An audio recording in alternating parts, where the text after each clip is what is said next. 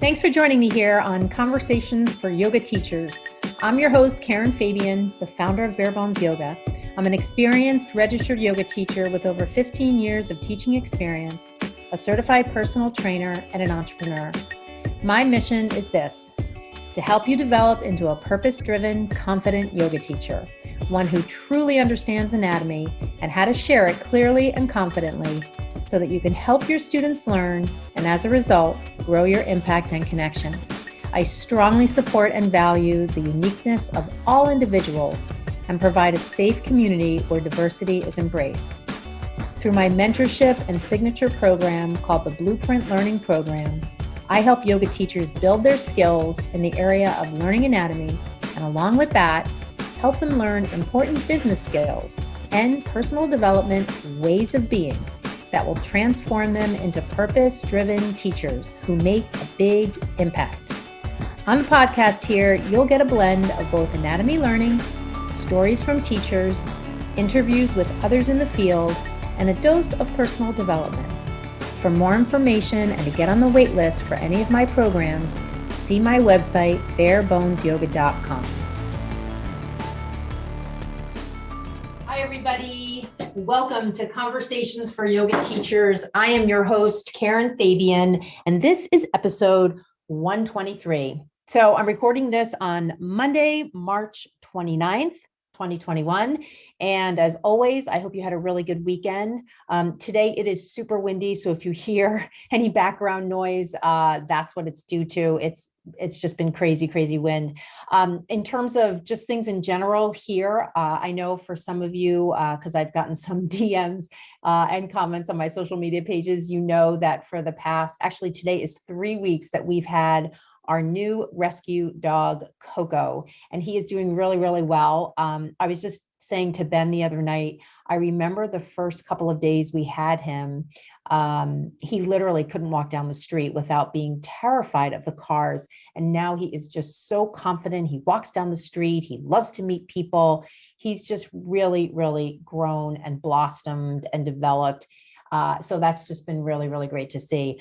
I will say it's really interesting to have a puppy now, because I just have done so much studying about the brain, and you might be like, what the heck is she talking about? Well, it's really interesting to see how when he gets excited, it's like this dopamine hit, and dopamine is a neurotransmitter that is kind of our feel-good neurotransmitter from what I understand from the studying I've been doing. And, we can kind of leverage that when we think about, even in the context of anatomy, like learning, spending time learning, feeling good about reaching our goals, and having that be almost kind of an internal reward system that keeps us on track and keeps us focused on learning whatever it is we're trying to learn so that we can be better teachers. And in a puppy, it's the kind of thing where if you're playing with him, he gets super excited about the fact that you're playing with him. And it almost gets to be like his little brain can't handle it. And he just starts to like run around crazy. And it's just a really funny thing to see. It's been actually something that we've had to learn techniques to moderate, because in our house, he starts running around so crazy and we don't have carpets. So he gets no traction and he tends to kind of start to slide out.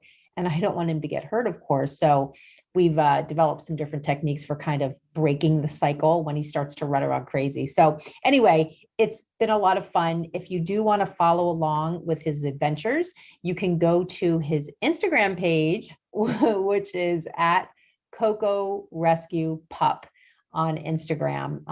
I didn't want to kind of mix all dog pictures in with my anatomy content, yoga content. So I decided to set up a separate page for him, which has also been really fun because I just follow dog related things on there. So if I really want a heavy dose of dog love, I just go to that Instagram and scroll through. So anyway, today what I wanted to do is I wanted to focus on talking about red flags in alignment. And this is a topic that, I think touches on a broader topic that yoga teachers tend to talk about quite a bit. And I know from the training I do with teachers, I oftentimes hear questions that have to do with how do I teach safely? Different questions about different postures and what's safe different themes around safe sequencing. And when I talk to teachers about what their goals are in learning anatomy, they almost always say, I want to teach safe classes. And, I used to think, well, that's great. Like, that's a really noble goal. But then I realized through talking with teachers, what's really underneath that is kind of a fear that there's something inherent in yoga that's going to result in people getting hurt. And I remember this one teacher getting really indignant about, she knew 3 people who got hurt in yoga. Now, I'm not saying that people don't get hurt in yoga classes. What I am saying, though, is that we have to kind of, I think, broaden our understanding of the nature of the injuries that people have and whether or not it's specifically triggered by something specifically they did in a particular class, or if perhaps that was the straw that broke the camel's back. And in reality, it was a cumulative injury that happened over time. Now, granted, I guess at the end of the day, if someone goes to a yoga class and that's the literal straw that breaks the camel's back, that's not good either. I think, though, if you're going to quote unquote lay blame, you really shouldn't be laying blame on yoga. That's number one. Number two, I also really want to, if you're feeling this way, kind of loosen your attachment to this idea that there's something dangerous about yoga or inherently unsafe. I think the benefits of yoga well outweigh the potential dangers, or I don't even want to say danger because now I feel like I'm feeding into your concern. But I think the benefits of yoga definitely outweigh the concerns that you might get injured. The same way the benefits of running, the benefits of working out in the gym, the benefits of doing other sorts of exercise, even something like CrossFit, where quite frankly, when I remember there was a phase when I would see a lot of CrossFit classes, and maybe they weren't technically CrossFit, maybe they were just more outdoor exercise classes. But there was a phase where I was walking around Boston a lot in the morning, and I would see these outdoor fitness classes, and there would be a number of people barely supervised by the trainer leading the class. And, clearly people who were out of alignment, who were doing these dynamic movements, explosive movements in a way that was not great for their joints. And even in that scenario, I think there's benefit to what they're doing. So I think the thing to keep in mind, especially because the topic for today's podcast episode is going to be about red flags, I don't want to feed into that thought process that you potentially have. I want you to keep in mind, or I'd like for you to keep in mind, just general themes around movement, and also this idea that there isn't anything inherently unsafe about yoga.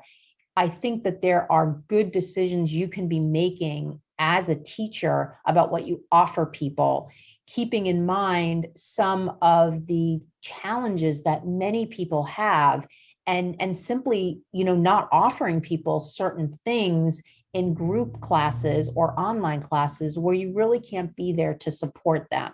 So these are the things you'd probably think of. So headstands and handstands and double binds, things that require a high degree of skill, require a high degree of flexibility, a high degree of joint range of motion. These, in my opinion, are things that you probably want to not offer when you can't be in the same room with somebody, and when your class size, if you are in the same room with people, is too big for you to stop the class, give one-on-one attention, go around and supervise people going into the pose themselves. So that's one thing that you can do to mitigate risk for your students. You can really be mindful about what you offer them from a sequencing perspective. So that's kind of a general thing I wanted to say first before I got into this particular conversation. Now, I do want to say right off the bat, what I'm going to cover today is outlined in a free PDF that you can download. How you get the download is going to be really key. So I want you to just listen closely here for how you get it. The easiest way to get it is just to send me a DM on Instagram, Bare Bones Yoga. I'll email it to you if you give me your email. The other easy way to get it is to just go to my website, barebonesyoga.com. And when you go to the podcast page, you'll see this episode, and it's also there as a link. So either of those two ways, are a way to get it. So let me go into what these red flags are. And of course, if you have any questions about these, I want you to go to my Instagram and post to the video I just posted today, which is about this topic, or you could send me a DM as well, because I'd love to know the questions you have so we can really get to the bottom of it and make sure your understanding is crystal clear. So the first red flag that you might hear about or see is around this issue of the knee moving past the heel in poses where these joints should be stacked. So typically, kind of a general anatomical theme is to stack the joints. And, even if teachers don't teach from an anatomical framework, they oftentimes emphasize your joints should be stacked. And they talk about things like in Warrior 1 or Warrior 2 or Crescent Lunge, having the knee stacked over the heel. And this is what I went into in the video I did today on my Instagram. So, this is also a cue that teachers give a lot. They just basically, share knee over heel. Your knee should be over your heel. Please be sure your knee doesn't go past your heel, and a lot of times it's kind of funny because they'll say it in this kind of warning way, like, don't let your knee go past your heel, and this is the kind of thing, that tone of voice that I think really starts to proliferate this mindset on the part of the student that something really bad is going to happen if my knee goes past my heel. And oftentimes this is born from the teacher's concern, the teacher's fear that people are going to get hurt. So again, this is why it's really important to understand anatomy, to be coming at things from the perspective of having perspective, right? That if your knee goes past your heel every once in a while, it's not an awful thing. We have to keep in perspective other factors that can have an impact. Like if it is a posture we teach a lot, like Warrior 1, then yeah, it's probably going to be more important for that one than something that we don't teach as often, to make sure the alignment is really true. If someone is practicing every day or 3 times a week, that's obviously going to be more of an issue than someone who practices once a week. So frequency is a big variable when it comes to assessing risk of anything that we do. So in terms of knee over the heel, this is of course predicated. I don't want to say of course, that sounds like you obviously know. Let me just kind of say it objectively. So knee over heel is predicated on the concepts found when we look at anatomical position, or even in the exercise science world, when the term 5 kinetic checkpoints is used. And this refers to bringing the joints into alignment. And joints in alignment generally promotes better support of the joints. It supports less wear and tear on the joints and the associated structure of the joints. Because if you think about it, just in terms of the knee in general, if the kneecap is facing forward, there's equal tension on the connective tissue structures like ligaments and tendons that support the joint. If we start to take the kneecap to the right or to the left, or too far forward of the ankle, we can potentially increase pressure on the knee, on those structures. They become more taut. If we move the kneecap to the right or to the left and continue to move the knee forward, it is out of track. So you almost kind of think of it like, when you go to the car wash and you have to align your wheels with the little things, with the tracks on the ground, so that you can have your car automatically be taken through the car wash.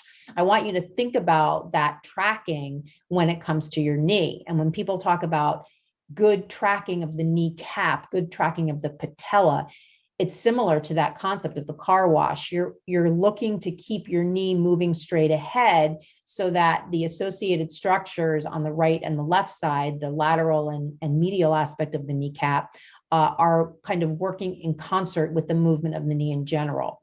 If you're unfamiliar with the connective tissue structures of the knee itself, I want you to just Google kneecap or Google knee. Google joint capsule of knee and just take a look. There is so much stuff in your knee that creates that joint. And when you have even just a cursory view into what that joint looks like, you'll have a much better appreciation for when you do certain poses, the potential impact on those associated joint structures. So knee over heel is generally something that's taught from a stability standpoint to create more stability. And also all of this that I'm talking about with respect to the joint structure, keeping it healthy. Now, does that mean that we never would teach a pose where the knee goes past the heel? No. Does that mean we would never teach a pose where we want the knee to go out to the right or go into the left, again, laterally or medially? No. I will say I can't really think of a lot of poses where we want to have like that knock-kneed position.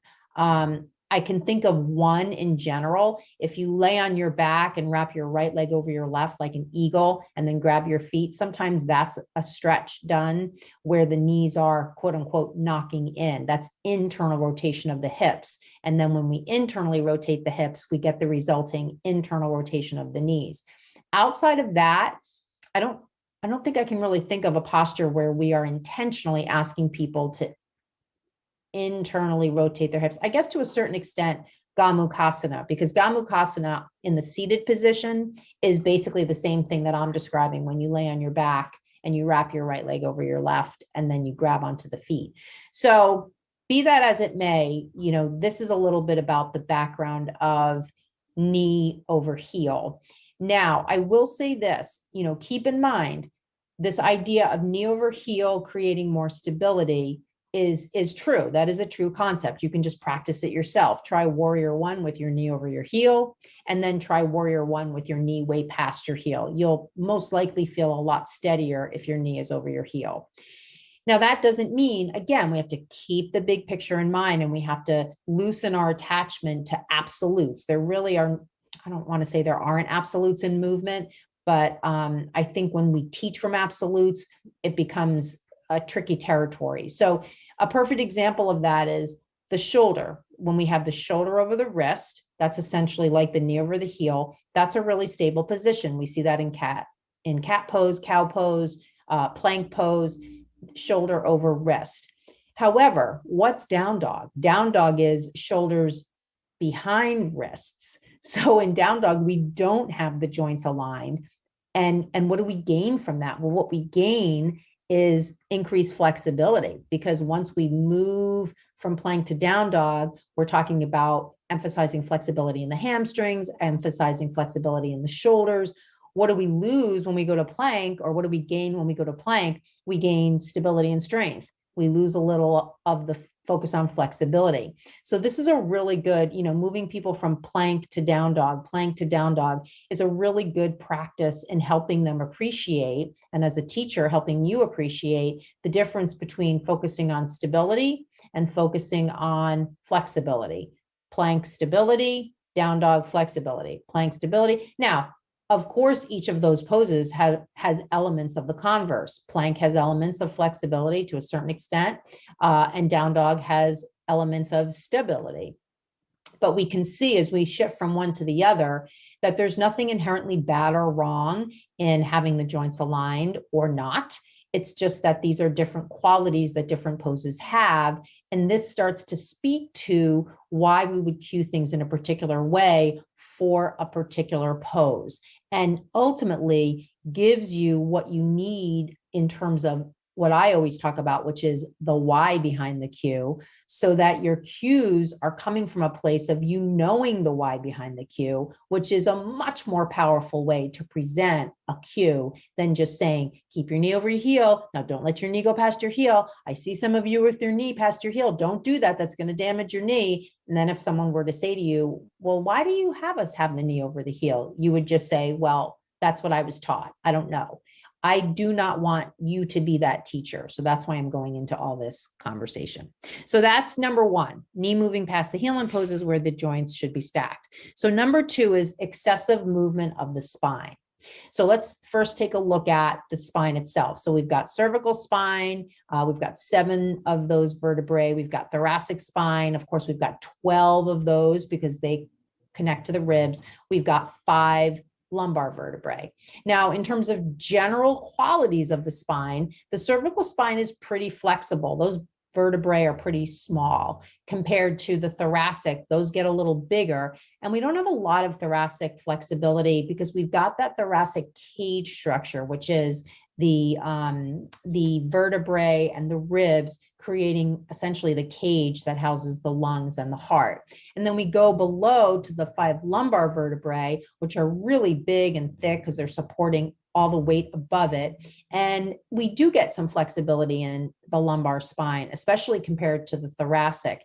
And oftentimes the reason we're getting movement in the lumbar spine is because we might have some weakness in the muscles below. And so the body is compensating by moving the lumbar spine around to compensate maybe for some weakness in the hips or some limitation in mobility in the hip.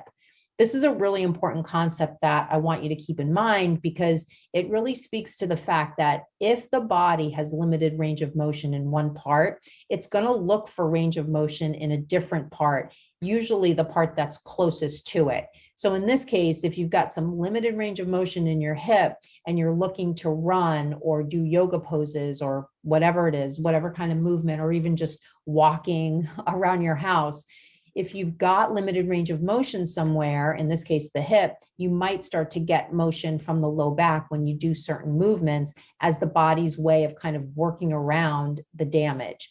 This is one of the reasons why daily movement in all planes is so important.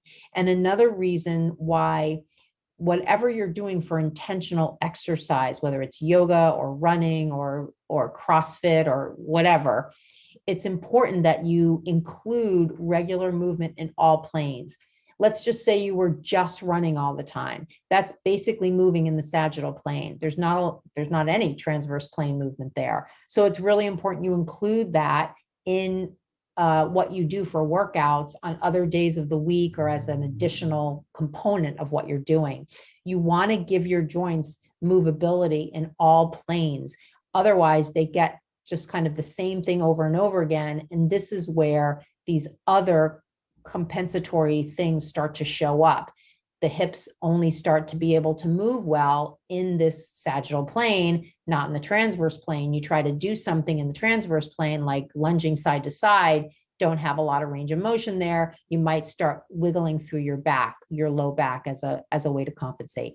So that's a little bit about that. In terms of this particular red flag, excessive movements of the spine, keep in mind that as you watch people practice, a good example of this is crescent lunge.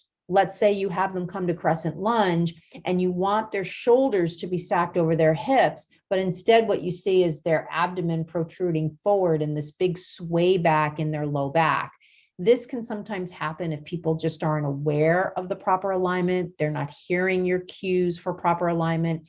It can also be, because they have this kind of excessive movement through the lumbar spine. It could be related to what I'm talking about, maybe some limitations in the hip.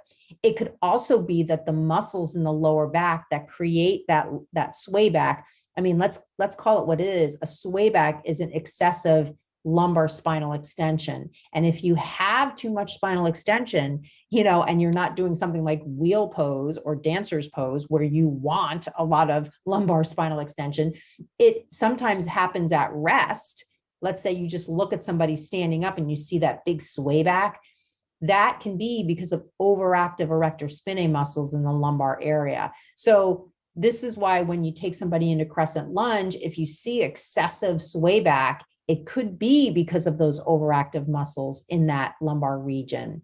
In terms of what to do about that, in the moment, you can cue them to the abdomen by asking them to trigger the concentric contraction of the rectus abdominis by pulling the belly button into the spine.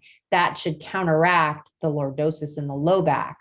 However, what that person probably needs, and this person could be you, matter of fact, you may notice this in your own practice, is to relax those excessively tightened lower back muscles. And that's a really good reason to do myofascial release.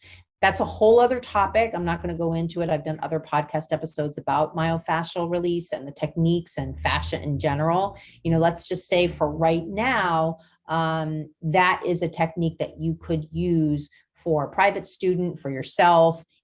It'd be hard to do it in group classes online or in person unless people have access to the tools, but that would be something you could do. You could also, even without the MFR tools, just do some good stretching of the low back, even something like lying on the back, hugging the knees into the chest, not overly flattening the low back to the floor, but just hugging the knees in, that may do something in terms of lengthening that lower back area. So excessive movements of the spine, even in the cervical spine, you want to keep an eye on that. Make sure people aren't overly doing the spinal extension, especially in upward dog. I remember it's been a year now since I've taught in a studio because of COVID, but before the pandemic, teaching public classes, I would almost always see, an occasional student in every class with coming into up dog, looking up to the ceiling, throwing the head back, all of this like really overly doing the spinal extension of the cervical spine.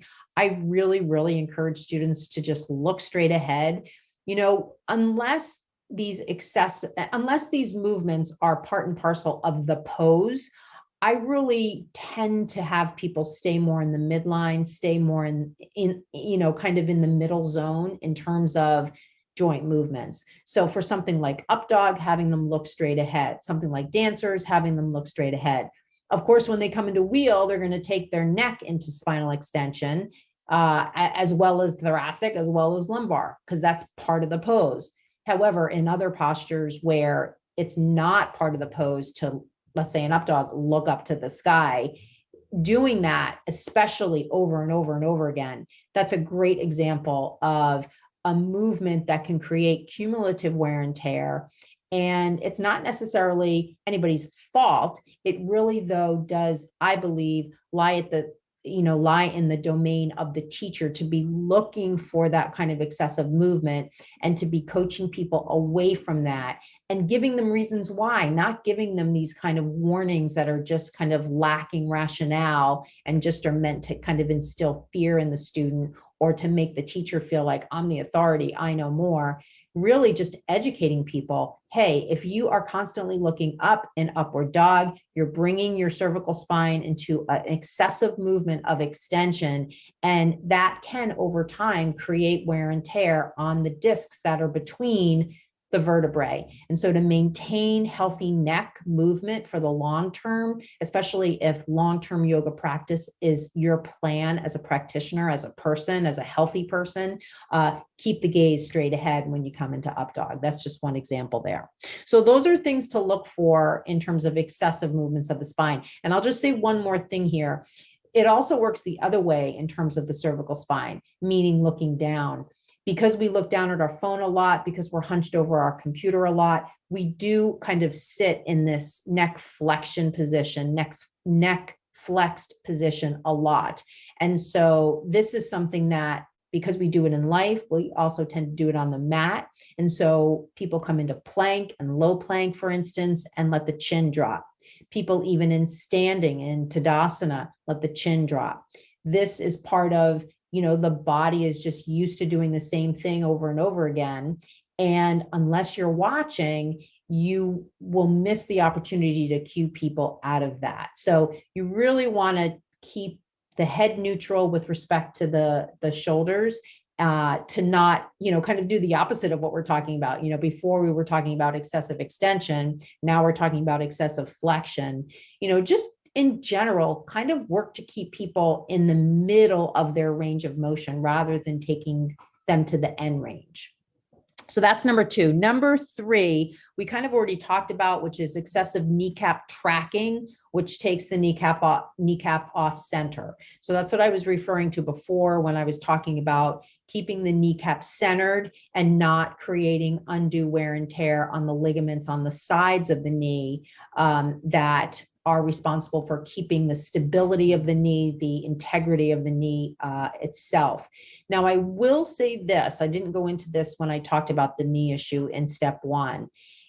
There are postures where you're going to take the knees out to the side. So for instance, if you come into Supta Baddha Konasana, if you come into easy pose, just seated, with the legs crossed, if you come into any kind of standing squat, the knees are now moving laterally. They're moving to the side.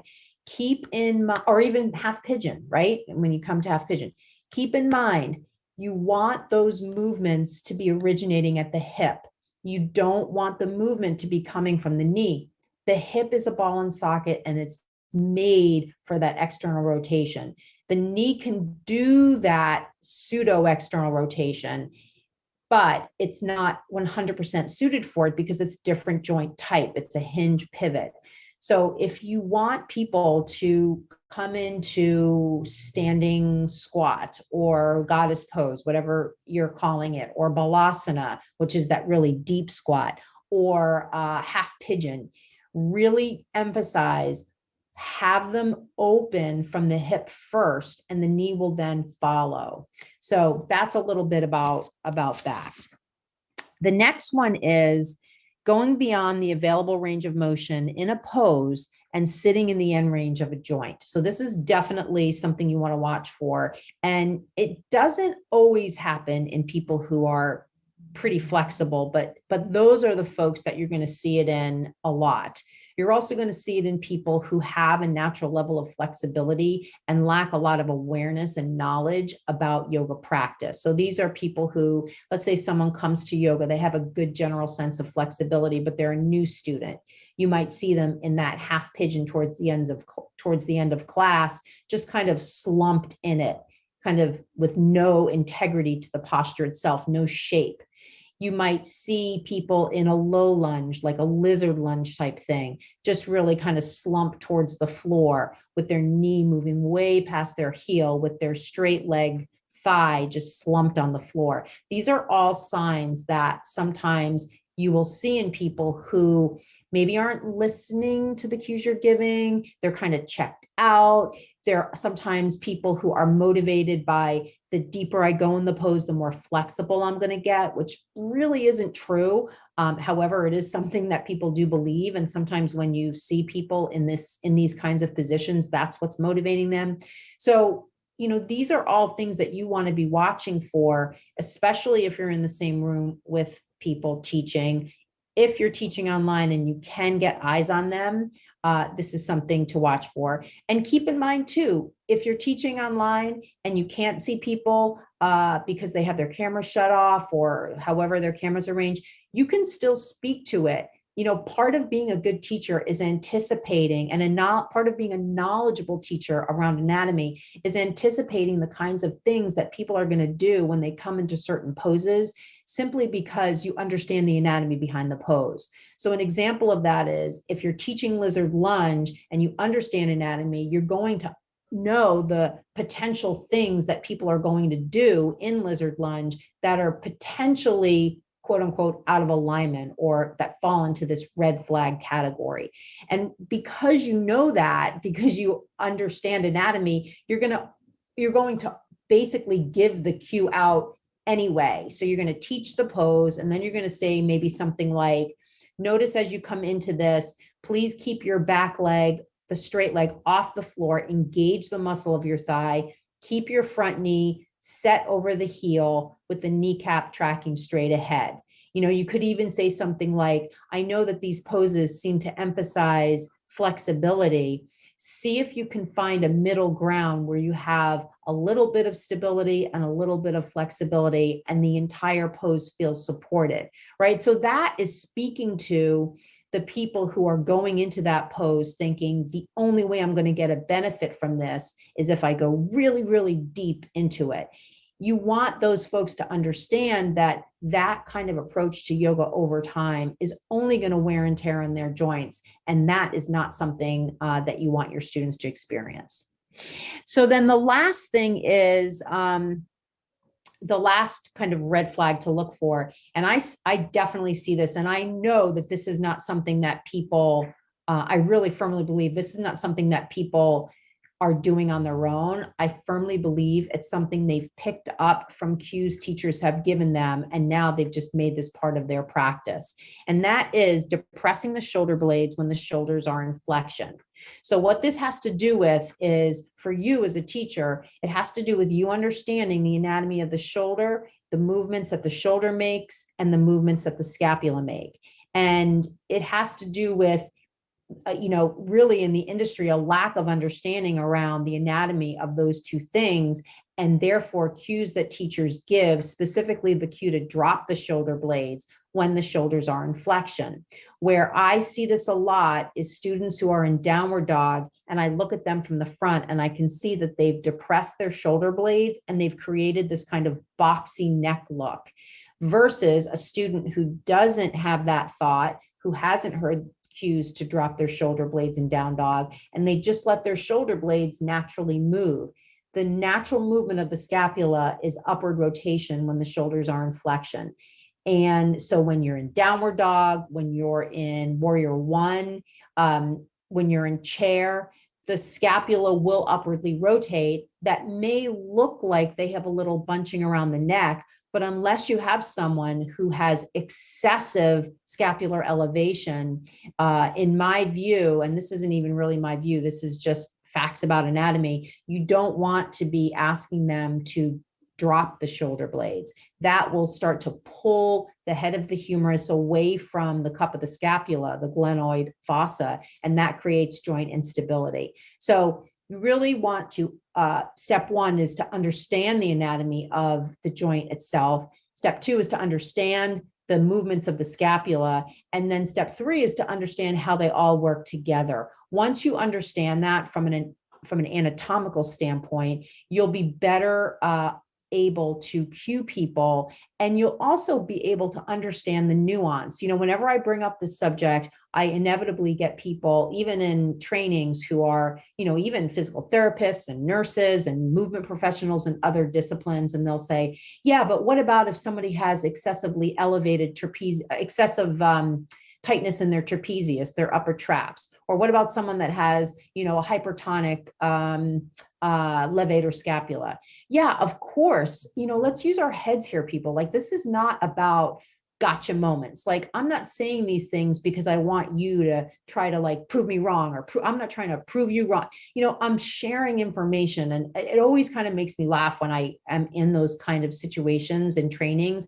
And what I used to do is get all defensive. And now what I do is I just kind of share the information, because I don't need to be right. And I would really, really encourage you, if you have any of that, even in your life, to see if you can kind of loosen that. Because honestly, especially in today's world where everybody is really, really hell-bent on being right about stuff, it really is a source of stress. Like, even last night, little sidebar, we had some friends over, and the person asked me if I had been vaccinated. And I said no, because I am not eligible yet, based on the fact that I have no pre-existing conditions and my age group is not up in Massachusetts to get vaccinated.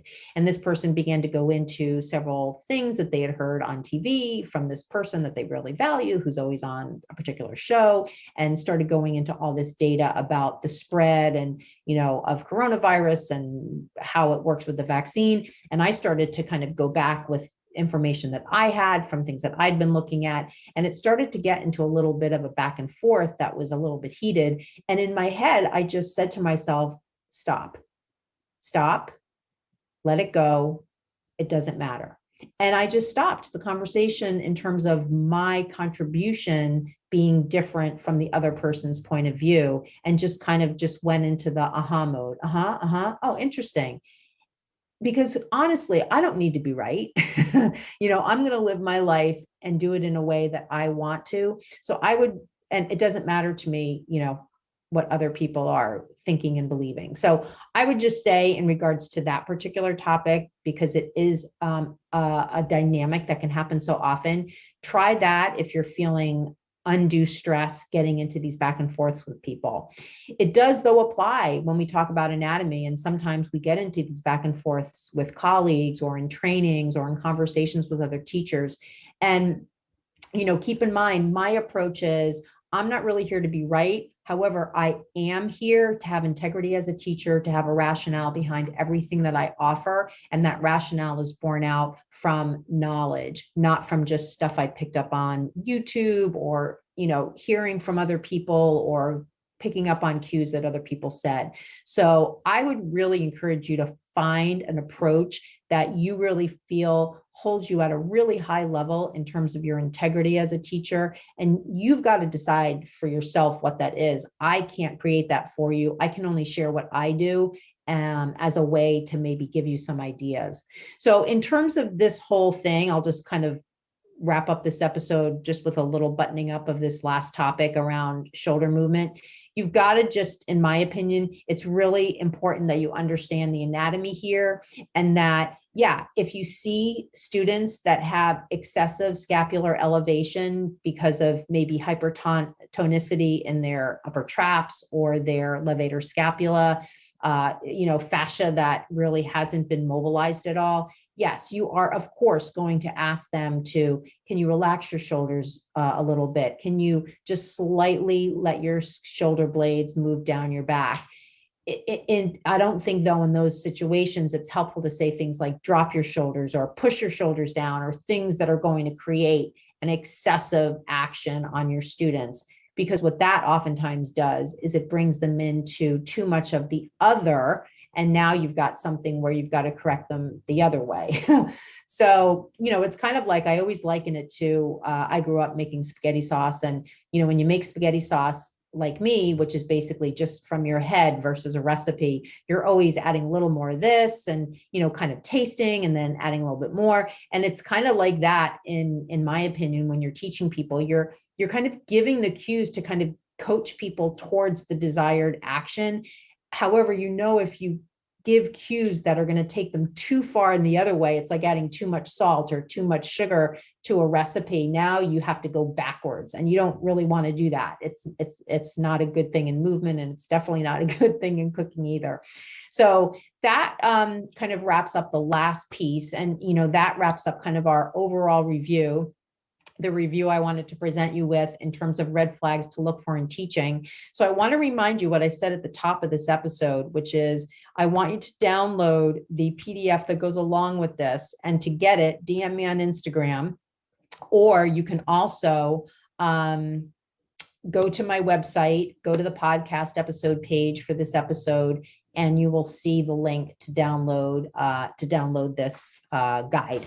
It's really a 2-page PDF, and it's helpful to have in writing because I'm talking off the top of my head. However, when I created the PDF, it has the logic all written out, so you can keep this as a reference for you. So I hope this has been helpful. The past couple of weeks, the podcast has gotten a huge amount of followers on Podbean, which is actually the hosting service. I know a lot of you probably listen on iTunes. It's really primarily on both Podbean and iTunes. And I want to just, number one, give a shout out to all the new listeners who have connected with me on Podbean. I really, really appreciate it. Number two, I want to just give a shout out to all of you for listening, especially you who is listening right now, you who has stayed listening to this episode all the way into the end.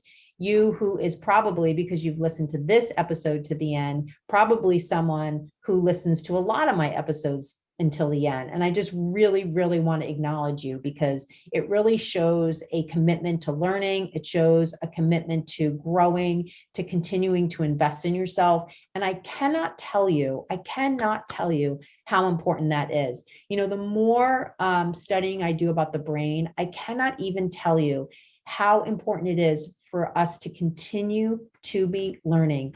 We cannot get complacent around learning, not only because as teachers, we want to continue to be growing, but also as humans, because we continue to want our brain to be healthy. And our brain is healthy when we continue to give it things to do, functional things to do, like learning. There's been so much research out there around neuroplasticity, and as we age, the importance of continuing to do things to trigger neuroplasticity in the brain, and that's growth. And that kind of growth only happens when we give our brain that kind of good stress that comes from learning. So I really, really hope that you've appreciated this episode. I hope you've enjoyed it. One of the best things you can do to support the podcast is to write a review on Podbean or on iTunes. So if you're the kind of person who wants to support this podcast, wants to support the growth of the podcast, the best way to do it is to let other people know that you enjoy it. And the main way to do that is by leaving a review on iTunes, leaving a review on Podbean. Also, if you're the kind of person who really doesn't like to do that, but you want to let me know that you're listening, you want to let me know that you appreciate the information, send me a DM on Instagram. That's a great way for me to know I'm connecting with people. You know, I'm here in my house kind of talking into the void, and it's always great to actually hear from listeners. And I do hear from listeners. So if you've sent me an email or a DM, I really want to thank you for that. And I just want to encourage other people to do the same. And then the last thing I'll say is, if you have a topic you want to be covered on the podcast, please email me, please DM me, please let me know what that topic is, and I'll be glad to consider it for a future episode. So I hope you have a really great week, and I will see you next week. Same time, same place, same channel, same podcast, Conversations for Yoga Teachers. See you on the next episode, and thank you so much for listening. Namaste.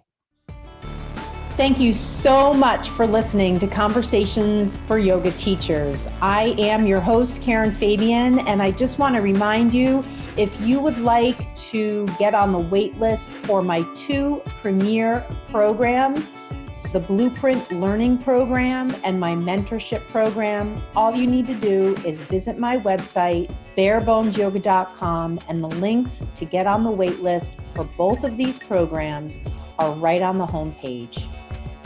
Thanks for listening, and see you on the next episode.